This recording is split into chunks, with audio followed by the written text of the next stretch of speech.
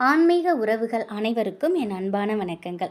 வருகிற 25/3/2025 பங்குனி 11 செவ்வாய்க்கிழமை அன்று ஏகாதசி திதி வருது. இந்த ஏகாதசி திதியை பாபமோஷனி ஏகாதசி அப்படின்னு சொல்லுவோம். ஏகாதசி பெருமாளுக்குரிய திதி. திதிகளில் 11வது திதியாக வர்றது ஏகாதசி. வளர்பிறை தேய்பிறைன்னு மாதத்தில் 2 ஏகாதசிகள் வரும். வருடத்தில் 24 ஏகாதசிகள் இருக்குது. ஒவ்வொரு ஏகாதசிக்கும் ஒவ்வொரு பெயர் இருக்குது. இந்த பெயரில் அந்த ஏகாதசியில் விரதம் இருந்தால் என்ன பலன் கிடைக்குங்கிறத நம்ம முதல்ல தெரிஞ்சுக்கலாம். பங்குனி மாத தேய்பிறையில் வரக்கூடிய ஏகாதசி பாபமோஷனி ஏகாதசி அப்படின்னு சொல்லுவோம். பக்தர்களோட பாவங்களை போக்கக்கூடிய ரொம்பவே புனிதமான ஒரு விரத நாள் தான் அந்த ஏகாதசி. பாபமோசனி அப்படிங்கிறது, பாபம் அப்படின்னா ஒருவர் தெரிந்தும் தெரியாமலும் செய்யும் பாவங்கள். மோஷனிங்கோட அர்த்தம் என்னென்னா பாவங்களை அழிப்பது அப்படிங்கிறது பொருள். பாப மோஷனி அப்படிங்கிறது நம்ம செய்யக்கூடிய பாவங்களை அழிக்கக்கூடிய ஏகாதசி அப்படிங்கிறது இதோட பொருள். ரொம்பவே சிறப்பு வாய்ந்த இந்த பாப மோஷனி விரதம் நம்ம எடுத்தோம் அப்படின்னா நம்முடைய வாழ்க்கையில் உள்ள அனைத்து பாவங்களும் நீங்கும். அது மட்டும் இல்லை, இந்த நாள் திருவோண நட்சத்திரம் சேர்ந்து வர்றது கூடுதல் விசேஷமானது. பாபமோஷனி ஏகாதசி விரத மகிமையை பற்றி ஃபஸ்ட்டு ஒரு சின்ன கதை ஒன்று இருக்குது, அதை பார்த்துடலாம். இதை கிருஷ்ண பகவான், இந்த கதையை ஏகாதசி விரத இதோட மகிமையை பற்றி பகவான் கிருஷ்ணர் அர்ஜுனனுக்கு சொல்கிற மாதிரி இருக்குது இந்த கதை. ரொம்ப பெரிய சிவபக்தராக இருக்காங்க. மேதாவி முனிவர்னு ஒரு முனிவர். அவர் ஒரு அடர்ந்த வனத்தில் கடும் தவம் செஞ்சிட்ருக்காரு. அவரோட தவத்தை கெடுக்கிறதுக்கு காமதேவன் ஒரு சூழ்ச்சி பண்ணுறாரு. மஞ்சுகோசா அப்படிங்கிற அப்சரஸை அங்கே அனுப்பி வைக்கிறாங்க. அவங்க மேதாவி முனிவர் ரொம்ப கடுந்தவம் எடுக்காரு. அவரை நிறைய முயற்சி செஞ்சு எப்படியோ அந்த முனிவரோட தவத்தை இவங்க கெடுத்துடுறாங்க. இவங்களோட அழகில் மயங்கி அவர் இவங்களை திருமணம் செய்துட்டு பல ஆண்டுகள் 2 பேர் சந்தோஷமாக வாழ்கிறாங்க. அதுக்கப்புறம் மேதாவி முனிவர்கிட்ட போய் இவங்க நான் திரும்பவும் சொர்க்கத்துக்கு போகிறேன் அப்படின்னு அனுமதி கேட்குறாங்க மஞ்சுகோசா. அப்போ தான் அவருக்கு தன்னோட தவறை உணர்ந்து தன்னிலைக்கு வராரு மேதாவி முனிவர். தன்னுடைய தவத்தை கலைச்சி தன்னோட புனித தன்மையை இழக்க செஞ்ச மஞ்சுகோசாவை கொடூரமான காட்டேரி ஆகும்படி சாபம் கொடுத்துறாரு. அவர்கிட்ட இவங்க சாப விமோசனம் கேட்டு இந்த அப்சரஸ் அழுகுறாங்க.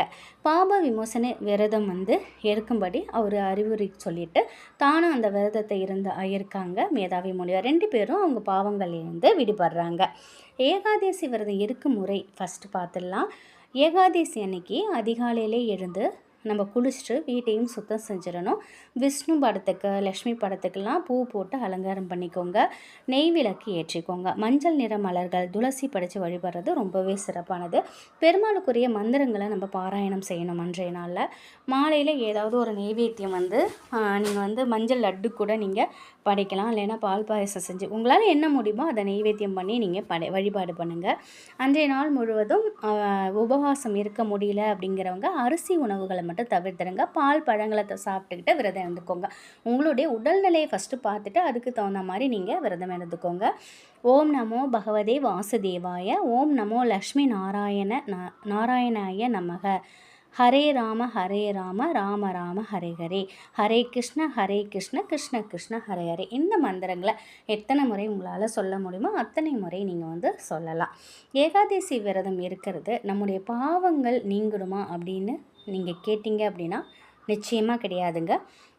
வெறும் உபவாசமாக இருந்து பெருமாளை வழிபட்டு விரதம் இருக்கிறதுனால மட்டும் நம்ம பாவங்கள் தீர்ந்துடாது. யார் ஒருத்தவங்க தன்னோட கடந்த காலத்தில் செஞ்ச பாவங்களுக்காக மனம் வருந்தி அதிலேருந்து விடுபடணும் அப்படின்னு உண்மையாக அதை மனசில் வச்சுட்டு பெருமாளோட பாதங்களை சரணடைந்து தன்னை முழுவதுமாக அவங்கக்கிட்ட ஒப்படைக்கிறாங்களோ அவங்களோட பாவங்கள் நிச்சயமாக நீங்கும். வைகுண்ட பதவி கிடைக்கும். இனி வாழ காலத்துலேயும் கடந்த காலத்தில் செய்த தவறுகளை செய்யாமல் இருக்கணும். பெருமாளே கதி அப்படின்னு சரணடைந்து மற்றவங்களுக்கு நம்மளால் முடிஞ்ச உதவிகளை நம்ம செய்யணும். புண்ணிய காரியங்கள் நல்ல எண்ணங்களோடு நம்ம வாழணும். அப்படி நல்ல எண்ணங்களோட யார் வாழ்கிறாங்களோ அவங்களுடைய பாவங்கள் நிச்சயமாக ஏகாதசி விரதம் இருக்கிறதுனால நீங்கும். அதனால் அன்றைய தினத்தில் அசைவத்தை நிச்சயமாக தவிர்த்திடணும். அசைவம் சாப்பிடக்கூடாது. அடுத்தவங்களை நம்ம தப்பாக பேசக்கூடாது. அடுத்தவங்களை நம்ம தப்பாக பார்க்கக்கூடாது. இப்போ ஒரு வீட்டில் இருக்கோம், இப்போ நமக்கு கல்யாணம் ஆயிடுச்சுன்னா நம்ம துணையை தவிர வேறு யாரையும் மனசால் கூட நம்ம நினைக்கக்கூடாது. அதே போல் பெரியவங்க நம்ம வீட்டில் உள்ள பெரியவங்களுக்கு நம்ம மரியாதை கொடுக்கணும். அவங்கள பொக்கிஷமாக நம்ம பார்த்துக்கணும்.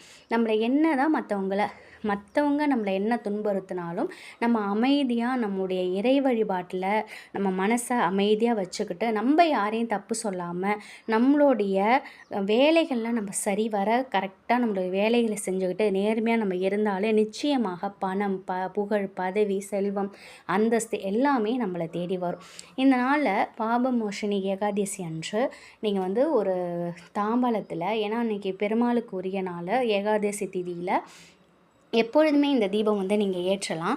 ஒரு தாம்பாளத்தில் ஒரு கைப்பிடி அளவுக்கு துளசி இலைகள் வைத்து, முடிஞ்சால் நீங்கள் செய்யுங்க, இது கட்டாயம் கிடையாது. ஒரு கைப்பிடி அளவுக்கு துளசி வச்சுட்டு அந்த துளசிக்கு மேலே கொஞ்சம் மஞ்சள் அரிசியை போட்டு அதற்கு மேலே ஒரு சின்ன அகல் வைத்து அதற்கு மேலே ஒரு சின்ன அகல், ஏன்னா அந்த தீ வந்து துளசி இலைகளை சுடக்கூடாது அப்படிங்கிறதுக்காக தான் ஒரு சின்ன அகல், அதற்கு மேலே ஒரு அகல் வைத்து நெய் தீபம் ஏற்றி வழிபாடு செய்யலாம். இல்லைன்னா நல்லெண்ணெய் ஊற்றி தீபம் ஏற்றி வழிபாடு செய்யலாம். இந்த தீபம் நம்ம வீட்டில் மாலை நேரத்தில் இல்லை காலை நேரத்தில் ஏற்றி வழிபாடு செய்வது நல்லது. ஏகாதசி திதியில் திருவோண நட்சத்திரம் வருகிறது இல்லையா, அந்த மாதிரி ஒரு நாட்களில் சனிக்கிழமையில், புதன்கிழமையில் இந்த ஒரு தீபம் நம்ம ஏற்றுவதனால நம் வீட்டில் இருக்கக்கூடிய பணத்தடை அகலும்.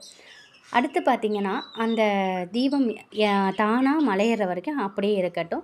அதுக்கப்புறம் அடுத்த நாள் அந்த துளசிகளை ஓடுற தண்ணி இருந்தால் நீங்கள் அங்கே போட்டுடலாம். இல்லைன்னா கால்படாத இடத்துல செடி கொடிகள் இருக்குல்ல, அதுக்கு அடியில் அந்த துளசியை நீங்கள் போட்டுடலாம். எங்களால் துளசிலாம் இல்லைம்மா, நாங்கள் அங்கெல்லாம் போய் பறிக்க முடியாதுமா அப்படின்னு நினச்சா ஒரு 2 துளசி கிடைச்சா கூடங்க, ஒரு நல்ல எச்சில் படாத டம்ளரில் ஒரு டம்ளர் நல்ல தண்ணியில் 2 துளசி இலைகளை வச்சு நீங்கள் தீர்த்தமாக கூட நீங்கள் பெருமாளுக்கு வச்சு நீங்கள் படைக்கலாம். அதுக்கப்புறம் வீட்டில் உள்ளவங்க அந்த தண்ணீரை நீங்கள் குடிக்கலாம். அடுத்து சுமங்கலி பெண்கள் அந்த நாளில் பாபமோஷினி ஏகாதசி அன்றைக்கு தீர்க்க சுமங்கலியாக இருக்கிறதுக்கு, வீட்டில் ஏதாவது கணவன் மனைவிக்குள்ள அடிக்கடி பிரச்சனை வந்துக்கிட்டே இருக்குது, சில பேரோட கேட்டிருந்தாங்க, நாங்கள் அடிக்கடி எங்கள் வீட்டில் பிரச்சனை வந்துக்கிட்டே இருக்குது அப்படின்னு நினைக்கிறவங்க வந்து நீங்கள் இந்த ஏகாதசி நாள் வந்து ரொம்ப விசேஷமானது. இந்த நாளில் உங்களால் முடிந்த சுமங்கலிகளை வீட்டுக்கு கூப்பிட்டு அவங்களுக்கு தண்ணீர் குடிக்க கொடுத்து மஞ்சள் குங்குமம், மஞ்சள் கிழங்கு ஒன்று கட்டாயம், மஞ்சள் கிழங்கு, கொஞ்சம் பூ, ஒரு துண்டு இருந்தாலும் போதும், குங்குமம் வச்சு கொடுக்கலாம். அவங்களுக்கு குடிக்கிறதுக்கு நீங்கள் வசதி படைத்தவர்கள் பால் பாயசம் வச்சு கொடுக்கலாம். வசதி இல்லாதவங்க நீங்கள் ஒரு டம்ளர் தண்ணியாவது நீங்கள் கொடுக்கலாம். அப்படி இல்லைனாலும் எங்களால் வீட்டுக்கெலாம் அழைச்சி செய்ய முடியாதுமா அப்படின்னு நினைக்கிறவங்க மஞ்சள் கிழங்கு, அந்த கிழங்கை வச்சு அன்றைய நாளில் படைச்சிட்டு அந்த கிழங்கை நீங்கள் எப்பொழுதும் அந்த மஞ்சள் தேய்ச்சி குளிச்சுட்டு வாங்க. தீர்க்க சுமங்கலி வரமும் கிடைக்கும். கணவன் மனைவிக்குள்ளே ஒற்றுமை பலப்படும், நிம்மதியாக இருப்பீங்க. அது மட்டும் இல்லைங்க, இப்போ கணவனோ மனைவியோ ஒரு பிரச்சனை வருது அப்படின்னாக்கா ஒருத்தர் விட்டு கொடுத்து போங்க. விட்டு கொடுத்து போகிறதுனால நம்ம கெட்டு போக மாட்டோம். அதனால் விட்டு கொடுத்து போகிறதுனால குடும்பம் நல்லாயிருக்கும். நம்ம சண்டை போட்டுருந்தால் நம்முடைய குழந்தைகள் பாதிக்கப்படுவாங்க, வீட்டில் உள்ள பெரியவங்கள் பாதிக்கப்படுவாங்க. அதனால் நம்ம விட்டு கொடுத்து போவோம்.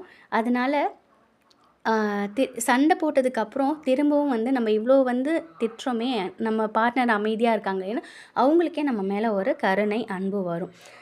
அடுத்து பார்த்திங்கனாக்கா அன்றைய நாள் நிச்சயமாக அசைவம் தவிர்த்துடுங்க. யாருக்கிட்டேயும் பொய் பேசக்கூடாது, யாரையும் நம்ம குறை பேசக்கூடாது, குறை சொல்லக்கூடாது, அடுத்தவங்கள மனசு நோகப்படி எப்போதுமே சரி நம்ம பேசக்கூடாது. இந்த பாவம் மோஷினி ஏகாதசி அன்னைக்கு நம்முடைய பாவங்கள் அனைத்தும் தீரணும்னு பெருமாளை மனசார வேண்டிக்கோங்க, மனசார நினச்சிக்கோங்க. அவரோட நாமங்களை சொல்லுங்கள். ஓம் நமோ நாராயணான்னு அந்த ஒரு மந்திரம் சொன்னால் கூட போதும்.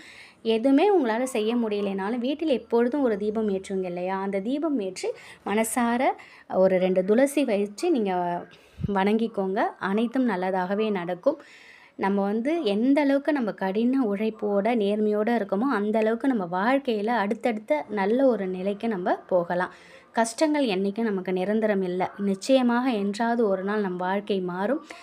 நம் வீட்டில் எப்பொழுது காசு பணம் குறைவு இருந்தாலும் மகிழ்ச்சியோடு நம்ம இருந்தோம், சுத்தபத்தமாக மகிழ்ச்சியோடு நம்ம வந்து அனைவரையும் அனுசரித்து போனோம்னாலே நம் வீட்டில் தானாகவே மகாலட்சுமி வருவாங்க. 16 செல்வங்களும் நம் வீடு தேடி வரும்.